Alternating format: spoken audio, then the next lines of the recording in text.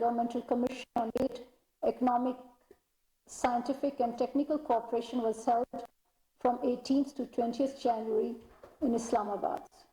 It was led by Mr. Ayaz Sadiq, Federal Minister for Economic Affairs of Pakistan, and Nikolai Shulginov, Minister of Federation. Mr. Shulginov also called on the Prime Minister of Pakistan. The meetings were held in a positive and constructive atmosphere. The two sides discussed enhanced bilateral cooperation in trade and investment, energy, communication and transport, agriculture, industry, finance, customs and banking sector, higher education, science and technology, and information technology.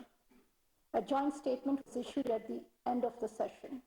The two sides also signed a number of documents, including an agreement on cooperation and mutual assistance in customs matters, and a working agreement on airworthiness of aeronautical products.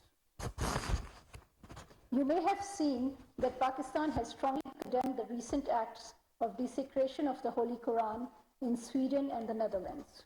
We see these acts as racist, xenophobic, and Islamophobic. Far from being a symbol of the freedom of expression of opinion, these acts are provocative and hurtful for the religious sensitivities of over 1.5 billion Muslims around the world. Their sole aim is to incite violence against Muslim minorities.